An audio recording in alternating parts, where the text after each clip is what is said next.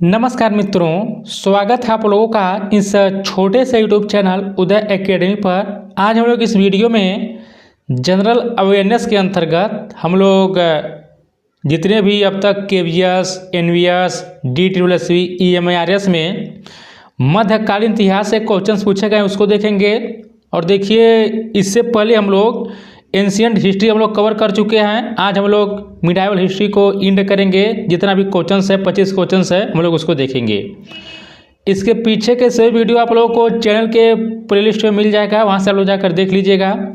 और साथ ही चैनल के द्वारा कंप्यूटर का PYQ प्लस थियोरी का वीडियो NCERT के माध्यम से कवर कराया जा रहा है, और हिंदी का भी PYQ कराया जा रहा है, और साथ में जनरल अवेयरनेस का PYQ कराया जा रहा है। तो आप लोग जुड़िएगा, अपना PYQ करिए, क्योंकि देखिए टाइम बहुत कम बचा है। अब आप लोग के पास उतना टाइम नहीं है कि पूरा थियरी पढ़ेंगे, केवल PYQ पढ़ लीजिए आप लोग का एग्ज़ाम बढ़िया से जो है क्वालिफाई हो जाएगा। चलिए शुरू करते हैं। हम लोग 122 क्वेश्चन तक पढ़ चुके थे। आज हम लोग क्वेश्चन नंबर 123 देखते हैं। देखिए, क्वेश्चन से याद दिया कि दिल्ली में स्थित विश्व प्रसिद्ध लाल किले का निर्माण किस मुगल शासक ने करवाया था? अकबर ने, कि औरंगजेब ने, कि जहांगीर ने, कि शाहजहाँ ने? तो देखिए, जो दिल्ली में जो विश्व प्रसिद्ध लाल किला है, इसका निर्माण जो कराया गया था वह शाहजहाँ के द्वारा कराया गया था। और देखिए, आगरा में जो ताजमहल है वह भी शाहजहाँ के द्वारा ही बनवाया गया था। तो ऑप्शन नंबर इस क्वेश्चन का डी जो होगा सही होगा। कह रहा है कि दिल्ली में स्थित विश्व प्रसिद्ध लाल किले का निर्माण 5वें मुगल शासक शाहजहाँ ने 1638 से लेके 1648 ईस्वी के मध्य करवाया था। इन्होंने अपनी बेगम मुमताज़ महल की याद में ताजमहल का निर्माण आगरा में उसकी कब्र के ऊपर करवाया।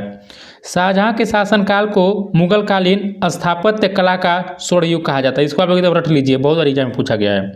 तो शाहजहाँ के काल को जो है स्थापत्य कला का स्वर्ण युग कहा जाता है। आप लोग इसको याद रखिएगा। अगला क्वेश्चन दिया है कि अकबर द्वारा स्थापित धर्म का नाम क्या था? बिन इलाही, कि दीन बिलाही, कि दीन बिलाही, कि दीन इलाही? देखिए, ये क्वेश्चन आप लोग सब बता लिए होंगे इसको। दीन इलाही जो है एक नया धर्म था जिसे तौहीद इलाही के रूप में भी जाना जाता था। दीन इलाही धर्म को सन 1582 में बादशाह अकबर द्वारा स्थापित किया गया था।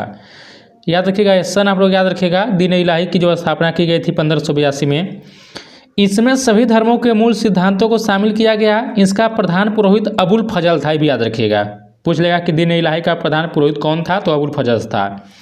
हिंदू राजाओं में इसे सिर्फ बीरबल ने जो था वह स्वीकार किया था। कौन स्वीकार किया था? जो हिंदू राजाओं में केवल बीरबल जो था, इसने ही दीन इलाही को स्वीकार किया था। 125 नंबर क्वेश्चन है कि आगरा में स्थित ताजमहल सफ़ेद संगमरमर से निर्मित एक मकबरा है जिसका निर्माण मुगल सम्राट शाहजहाँ द्वारा अपनी, बताइए, जो यह पूछा कि मुमताज महल जो थी वह किस क्रम की पत्नी थी।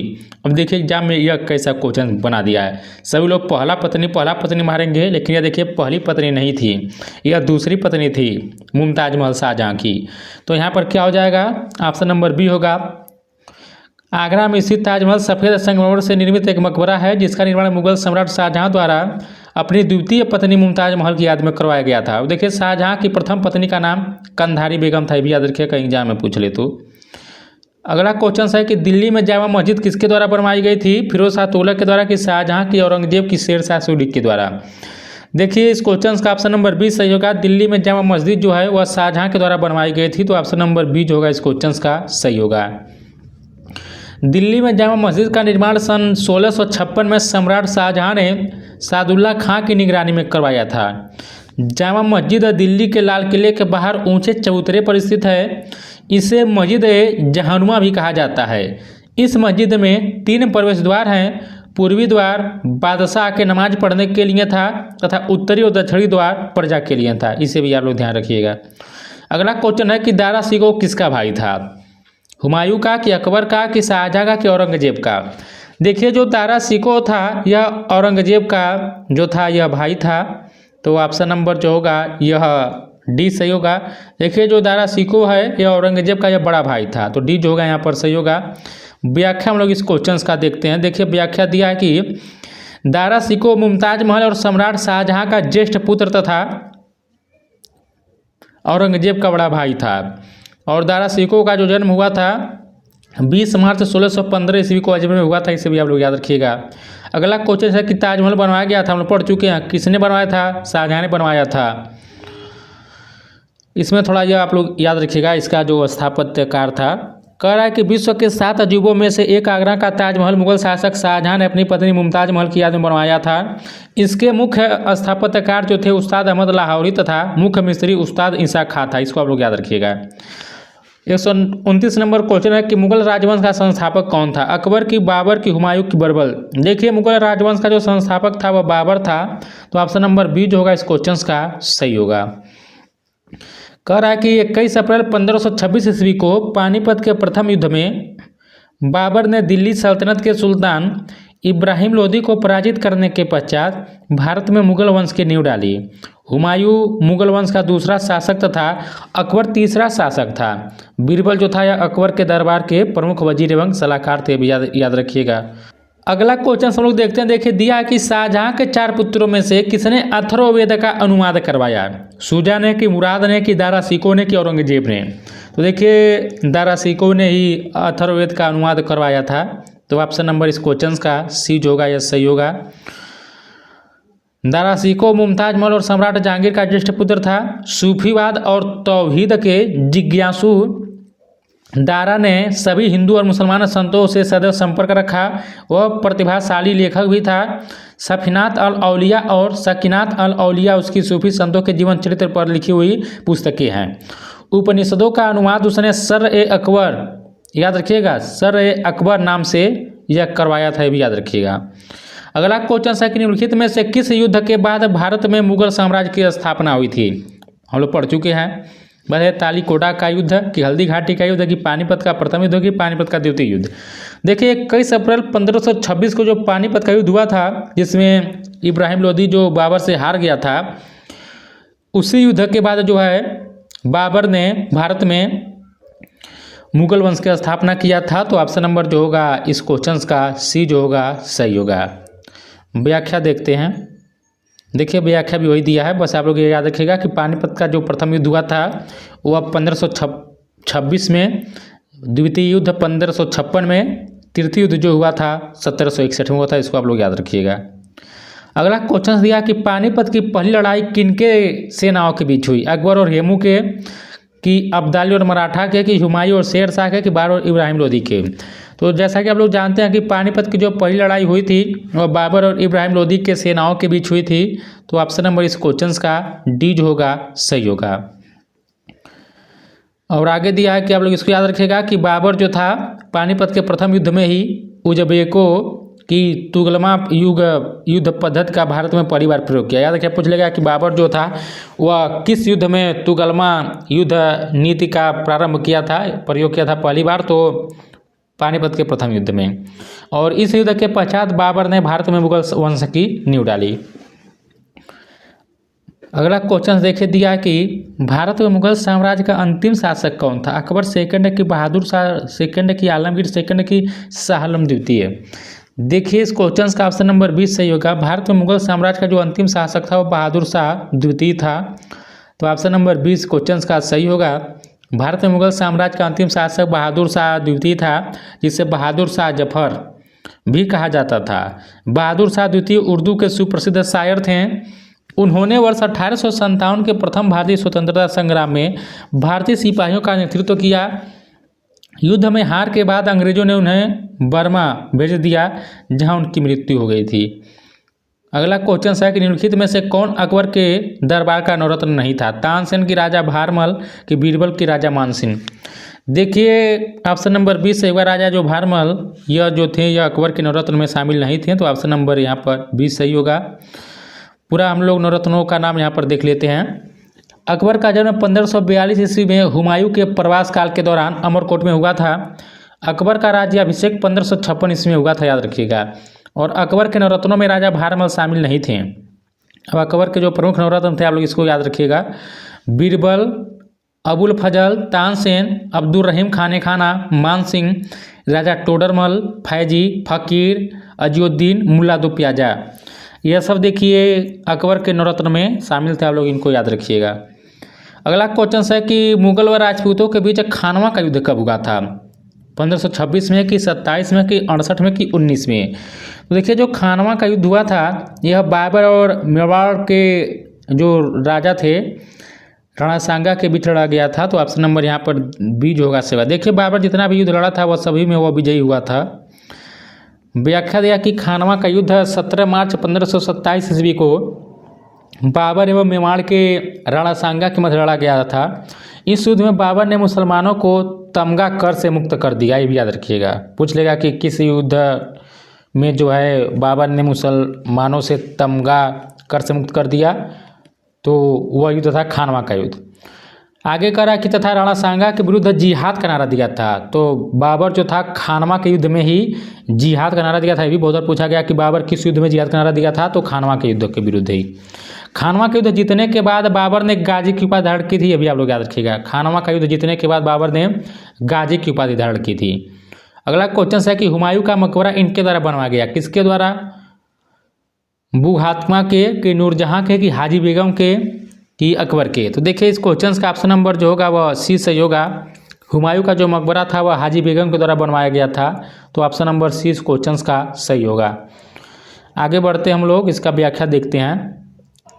हुमायूं की मृत्यु 1556 ईस्वी में पुस्तकालय की सीढ़ियों से गिरने के कारण हुई। इसकी पत्नी बेगा बेगम यानी कि हाजी बेगम ने 1569 से 1570 ईस्वी में दिल्ली दिनपना में मकबरे का निर्माण करवाया। यह मकबरा पर्शियन, तुर्की तथा भारतीय संस्कृति से प्रभावित था, जिसके वास्तुकार मीरक मिर्जा गियास ने भी आप लोग याद रखिएगा, एग्जाम में पूछ लेगा, बता दीजिएगा।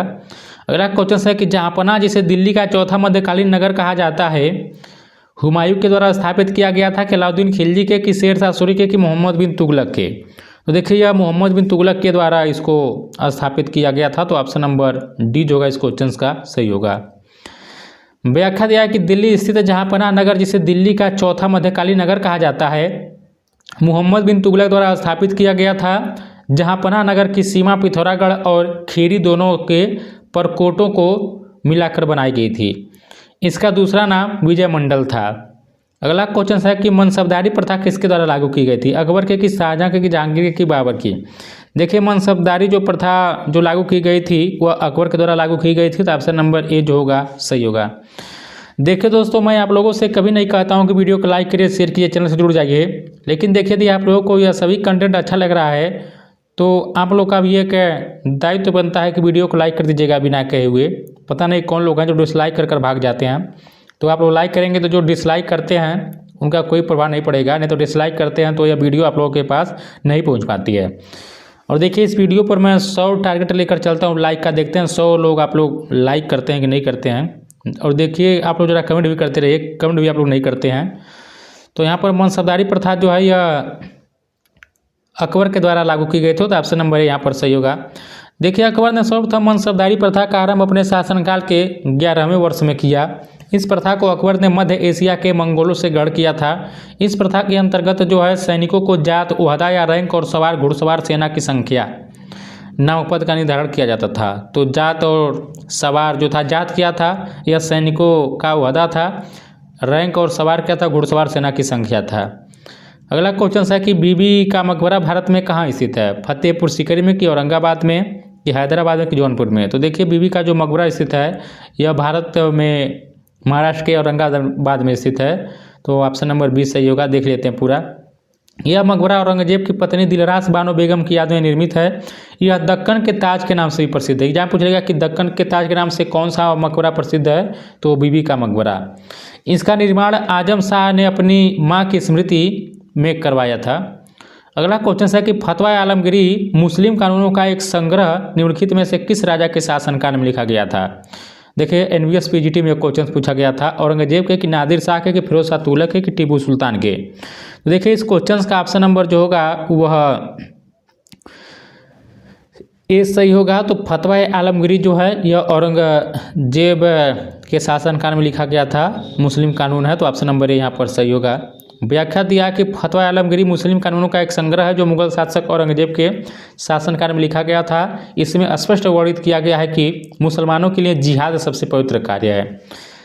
141 नंबर क्वेश्चन है कि खानवा में बाबर ने राणा सांगा को किस वर्ष हराया? हम लोग पढ़ चुके हैं बताइए 27 में कि 26 में कि 1528 में कि 1529 में। देखिए इस क्वेश्चन का ऑप्शन नंबर ये होगा 1500 यहाँ पर जो है 27 में बाबर ने राणा सांगा को हराया था खानवा में, तो ऑप्शन नंबर ए यहाँ पर सही होगा। पूरा इसका जो युद्ध हम लोग उसको देख लेते हैं क्रम से। देखिए बाबर के द्वारा लड़े गए प्रमुख युद्ध है। पानीपत का जो प्रथम युद्ध हुआ था 21 अप्रैल 1526 को हुआ था। इब्राहिम लोदी और बाबर के बीच बाबर विजयी हुआ।